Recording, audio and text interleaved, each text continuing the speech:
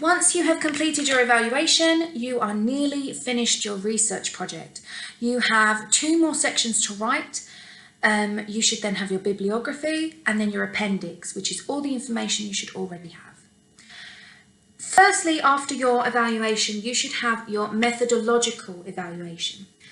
And many of you get very confused when you hear that. It sounds very big and dangerous, mainly because of the word methodological.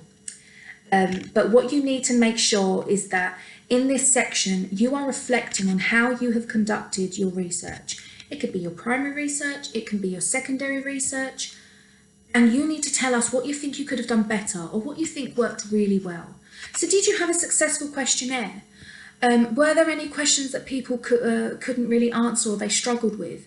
Do you think you asked the appropriate respondents?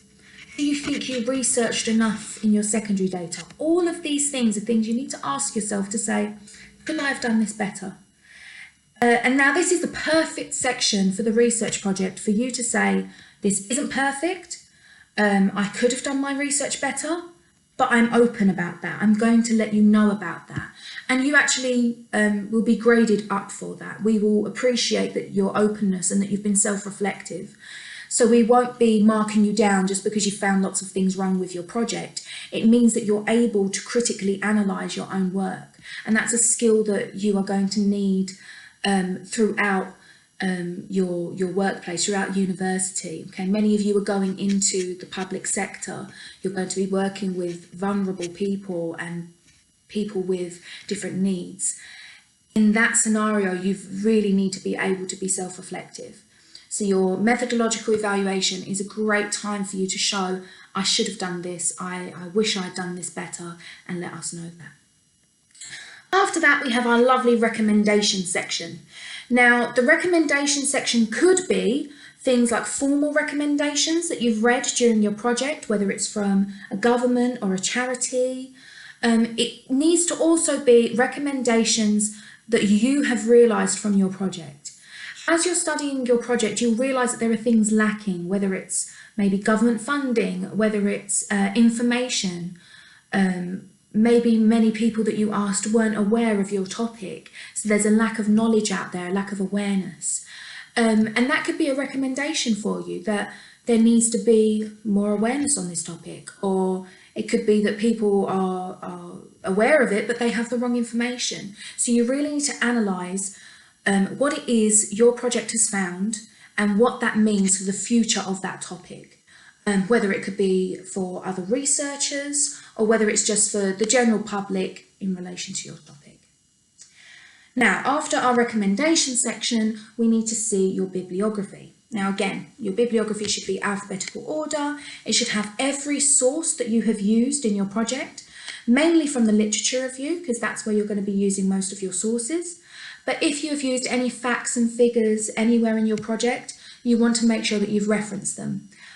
Just because you may have a definition of a key word there, or you may have a statistic, that still needs to be backed up with a reference. You can't just pull them out of thin air and say, okay, 15% of people said this. Unless it's from your primary data, because that's your own work. But if you're saying that in the whole of the UK, this is how many people have obesity, I need to know where you've got that figure from. So if you say that in your introduction, I need to know exactly who you got that from. And then I want to see that reference in your bibliography. Okay. We then have our appendix. Now the appendix is the section at the back of the research project, and it's basically you proving to us everything that you have done and how you have done it. The first thing we want to see in the appendix is your research proposal. Okay, so this needs to be filled out to the best of your ability with lots of details in there, letting us know that you have planned and you have been able to analyse your progress during the project. We also want to see a blank questionnaire, so you can print one off of Google Forms if you've created it on there, or you can just print off one of your questionnaires completely blank. We also need to see 2 filled-in questionnaires to make sure that you have actually gotten people to fill out that questionnaire.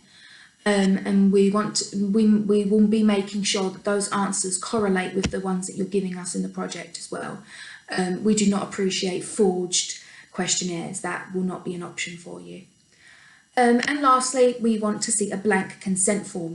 Please do not provide a consent form that has been filled in, as it will have the person's signature, often the person's name, and that's unethical. I don't want to know who your participants are. That needs to be kept confidential. I'd like to see a blank consent form so that we can see how have you gone about making sure that your research is ethical.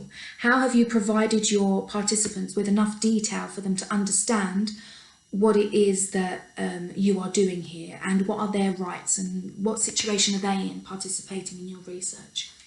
Okay, I hope this helps. Please feel free to slow the videos down. I'm sure I've spoken very, very fast. Email whoever is teaching you the research project. Ask them for help, ask them for any clarification. The main piece of advice I can give you guys is, once you have a first draft of your project, all you have to do is edit it and make it polished, okay?